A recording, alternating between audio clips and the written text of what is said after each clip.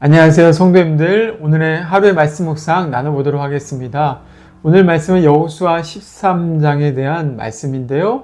13장부터는 가나안 땅 분배에 대한 내용이 등장하고 있습니다.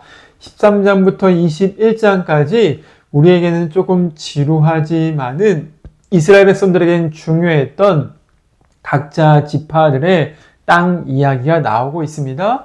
시작은 이렇습니다. 1절에 보니까 여호수아가 나이가 많아 늙었다라고 말하면서 얻을 땅이 많이 남아있는데 땅 분배가 어떻게 이루어지면 좋겠나 계속해서 지파별로 그 일들을 해결해 나가는 본문들이 등장하고 있습니다.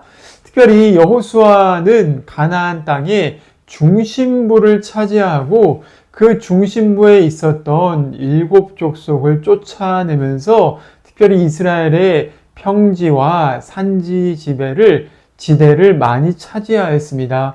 그 중에 대표적인 성읍이 바로 그 에브라임 지파가 거했던 세겜이나 이런 지역이죠. 이 말씀에 그 지역에서부터 땅 분배를 시작해서 여호수아가 모든 각자의 지파에게 흩어져서 땅을 차지하라 명하고 있습니다. 주요한 전쟁, 남부와 북부 전쟁에서 그 연합군과의 전쟁에 승리했지만은 아직도 각자의 성읍과 정복하지 못한 지역이 남아 있다는 것을 오늘 본문은 보여주고 있습니다. 그 본문의 내용을 보았을 때 굉장히 많은 지역이 아직도 미정복 상태인 것을 알 수가 있는데요. 2절부터 6절까지는 그 지역을 여러 지역으로 요약해 놓고 있죠. 간략하게 얘기하면 어디가 있습니까? 블레셋 지역이 아직 정복되지 못했다고 말하고 있습니다. 블레셋은 해안 국가이죠. 지중해 쪽의 해안 국가로서 이 블레셋 지역에 5 도시의 도시의 왕국이 있었다라고 본문은 말합니다. 5 통치자들의 땅이 어디입니까? 3절에 보니까 가사와 아스돗과 아스글론, 에그론, 남쪽의 아위 이렇게 5 종족의 땅들이 있었던 연합체의 도시 국가였습니다. 이 블레셋 도시 국가도 아직 정복되지 못했기 때문에 차지해야 한다. 여호수아는 그렇게 말했죠. 또 어디가 있었습니까? 남부 지역에 애굽의 시내가 흐르고 있는 발세해 보니까 애굽 시올 시내서부터 북쪽 에그론까지 그 남쪽의 지역을 차지하지 못했다라고 말하고 있죠. 애굽 지역은 출애굽에서 빠져나온 멀리 있는 지역이지 않습니까? 하나님은 아브라함에게 이 지역까지 약속하셨기 때문에 여기에도 가서 땅 정복을 할 것을 명하시고 있는 것이죠. 세 번째는 어디가 있냐? 그술 지역이 있다라고 말합니다. 그술 족속 2절 후반부에 그술 족속의 모든 지역을 차지해야 한다라고 말합니다. 그술은 어디인가? 그 요단강 동편 지역에 므낫세 반지파가 거주했던 지역입니다. 그 지역도 아직 정복되지 못했음을 강조하고 있고요. 또 여러 지역이 있지만은 4절에 보니까 어떤 지역도 나옵니까? 아모리 족속의 경계 아벡이라는 지역도 나오며 6절에는 레바논이라는 도시도 나옵니다.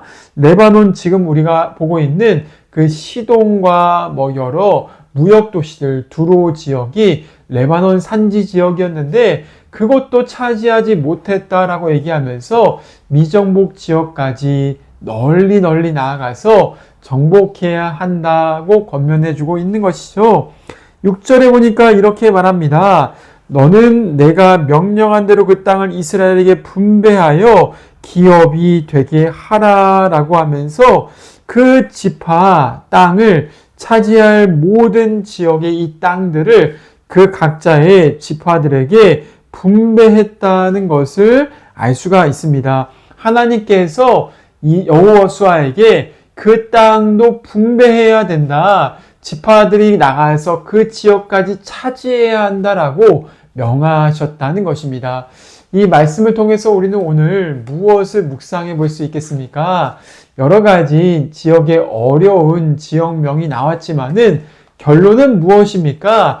여호수아가 나이가 많아서 늙었기 때문에 너가 아니라 이제는 너의 후손들이 하나님의 사명을 감당해야 되며 지파별로 그 사명을 이루어야 한다는 것을 보여주고 있는 것이죠.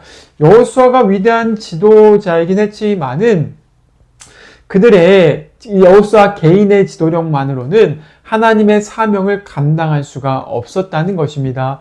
그렇기 때문에 주님은 그 각자의 지파에게 모든 땅을 정복하라 명하셨으며 거기까지 나아가서 하나님의 역사를 이룰 것을 사명을 위임하셨던 것이죠.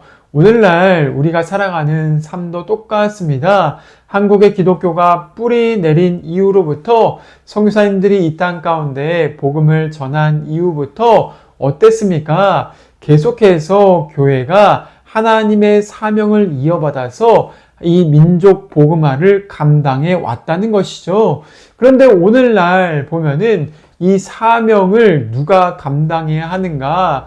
계속해서 민족 복음화의 사명, 이 땅에 대한민국에 하나님의 복음을 뿌리내리고 다음 세대에게 복음을 전하고 북한 땅까지 다시 한번 복음이 들어가야 되는 이 사명을 누가 감당해야 되는 것입니까? 지금의 오늘날에 우리의 세대가 감당해야 되는 것입니다. 물론 거기에 처해져 있는 장애물이 굉장히 많다는 것입니다. 여호수아처럼 위대한 조상들이 하나님의 복음의 능력, 십자가의 능력으로 복음으로 교회를 세워나가고 복음으로 이 땅에 하나님의 질서를 이루어 나갔지만 지금 세대에도 마찬가지로 복음의 능력이 더욱더 절실하게 필요하다는 것입니다. 무엇보다 어떻습니까? 지금의 시대는 돈이 우상 숭배하는 시대가 되지 않았습니까? 돈이 많으면은 자본이 많으면은 성공한 사람이다라고 그 사람을 평가하는 것입니다. 돈이 무엇이 되었습니까? 예수님의 십자가 복음보다 더 귀한 시대가 된 것이죠. 돈이 없고 있고에 따라서 자기의 빈부와 귀천이 결정지어져서 그 사람의 성공과 실패가 결정지어진다는 것입니다. 주님의 십자가 복음으로 그 인생이 성공과 실패가 결정지어지는 것이 아니라 돈 때문에 모든 인생의 행복을 결정짓는 시대가 되었다는 것입니다.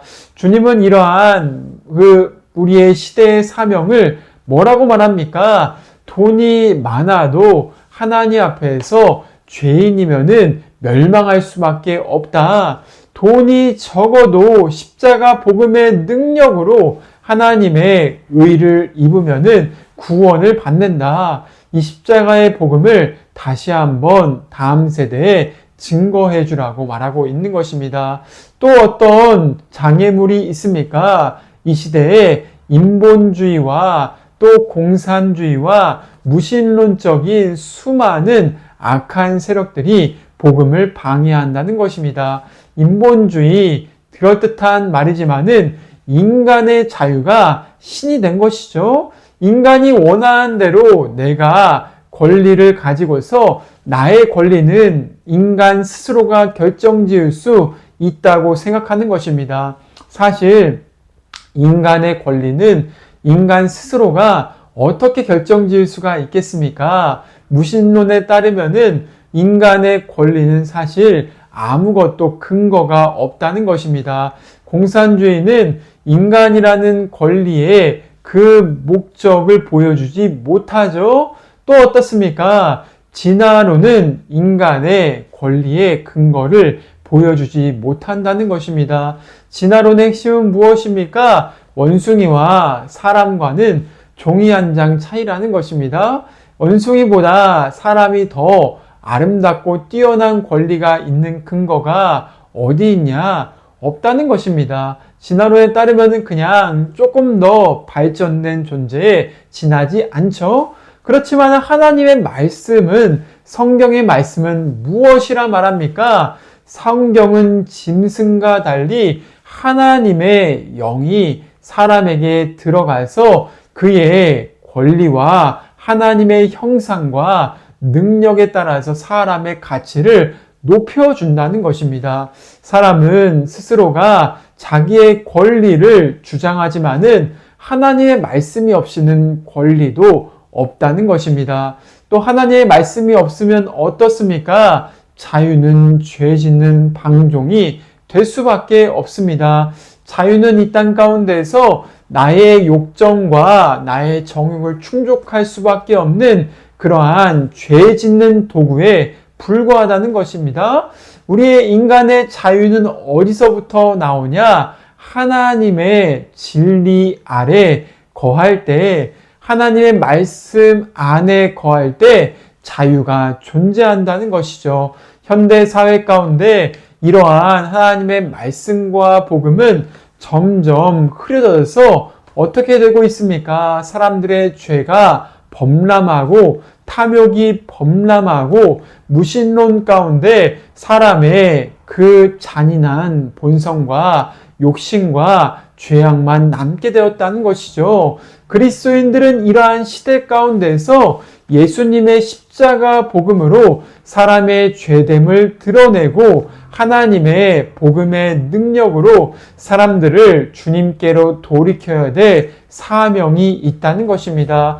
오늘날도 그리스도인들 교회는, 하나님의 백성들인 이스라엘은 이 땅에서 이 모든 잘못된 사상과 잘못된 가치를 정복해 나가면서 예수님의 복음을 증거해야 된다. 오늘 말씀은 우리에게 그것을 다시 일러주는 것입니다.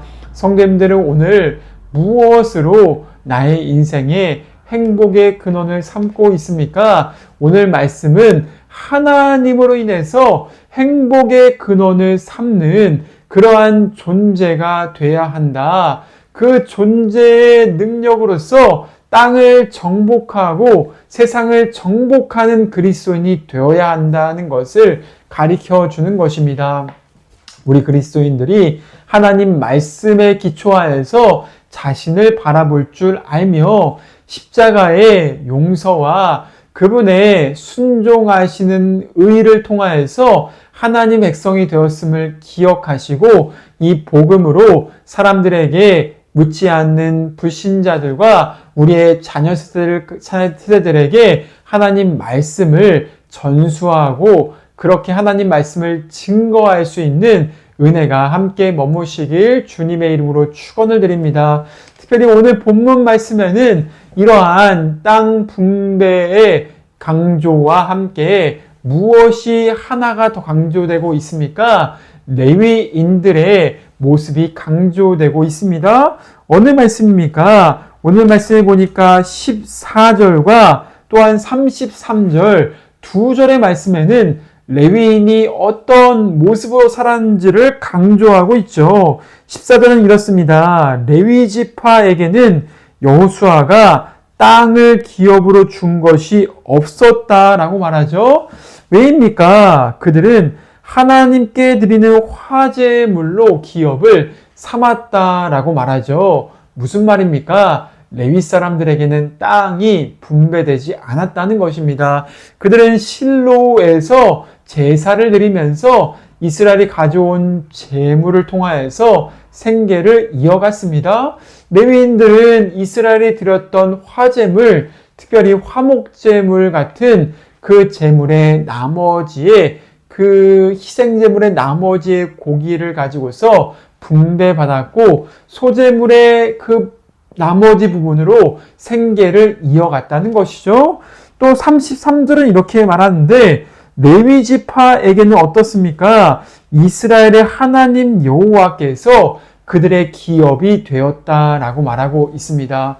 레위인들은 어떤 삶을 살았습니까? 하나님께서 그들의 삶을 책임지시고 하나님의 말씀과 하나님이 주시는 공급하심과 성전과 성막을 돌보는 것을 사명으로 삼고 살아갔다는 것입니다.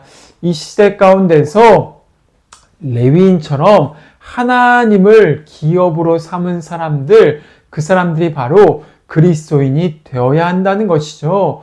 언뜻 보면 레위인들은 목회자의 삶을 상징하기도 합니다. 오늘날도 목회자는 교회에 가지고 온 헌금으로 그렇게 자기의 생계를 이어가지 않습니까? 그런데 단순하게 목회자만 이런 삶인가? 그렇지 않다는 것입니다. 오늘 성경이 말하는 바가 무엇입니까? 레위인은 하나님을 기업으로 삼아서 하나님을 보물로 삼아서 이스라엘에게 큰 복을 전해주는 통로로 나타나 있는 것이죠. 이스라엘 백성들은 레위인을 보면서 기억해야 했습니다. 레위인이라는 그 모범을 보면서 레위인만 하나님께 드려진 삶이 아니라 우리 또한 하나님을 위해 드려진 존재구나 라는 사실을 기억해야 했다는 것입니다.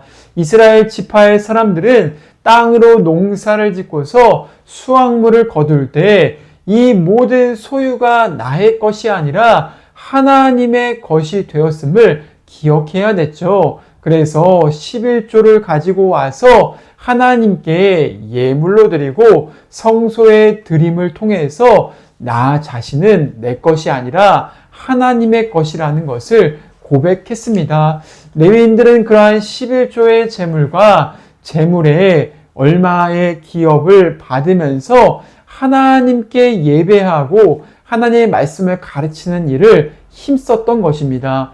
오늘날도 똑같습니다. 목회자만이 하나님께 드려진 그런 거룩한 기업이라 생각하지 않으시고 무엇을 기억해야 됩니까? 이 레위인이라는 존재가 있는 것, 목회자가 있고 교회가 있는 것, 이 땅 가운데 하나님의 말씀인 성경이 있는 이유는 우리 자신이 하나님께 거룩하게 기업으로 드려지기를 원하시는 하나님의 마음이 있다는 것이죠. 실제로 하나님은 레위인들의 그 모든 성막의 기도와 그 모든 제사의 축복들을 통해서 이스라엘 백성들이 하나님의 것이 되기를 원하셨던 것입니다.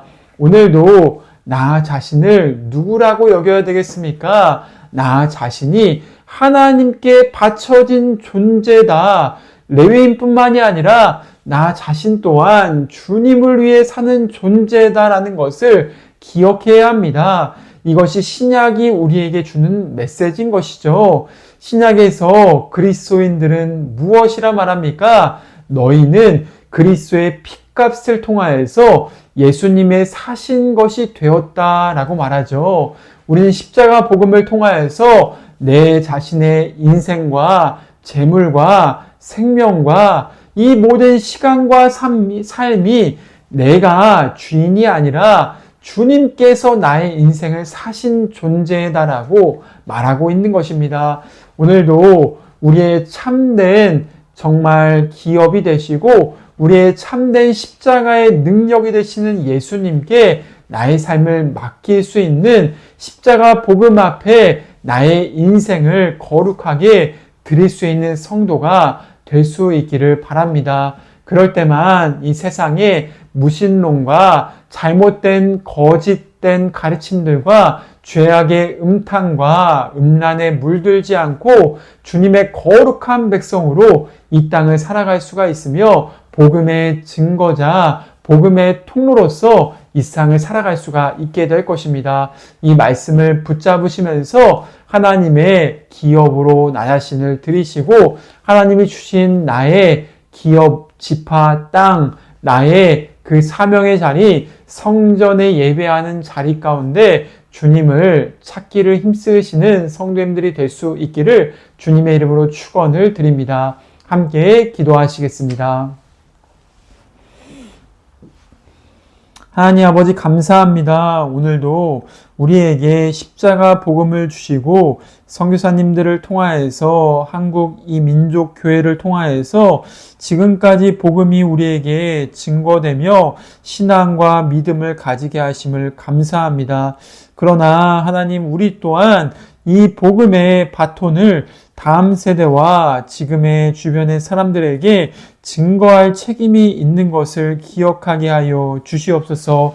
하나님, 우리가 나아가서 이 세상의 무신론과 탐심과 탐욕과 죄악에 물든 시대에서 진화론과 자본주의와 공산주의와 수많은 이념, 하나님이 아닌 우상의 이념들 가운데서 주님을 섬길 수 있는 거룩한 백성이 되기를 원합니다.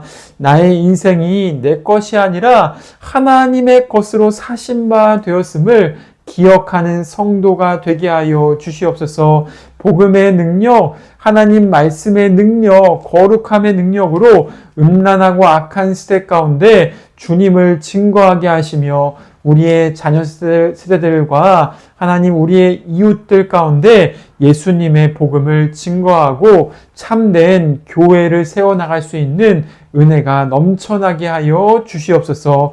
오늘도 이 자리 가운데 함께 말씀을 듣는 성도님들 가운데 주님의 성령께서 함께 하루의 삶을 동행하시기를 기도하오며 감사드리며 예수님의 이름으로 기도드립니다. 아멘. 오늘 하루도 평강하세요.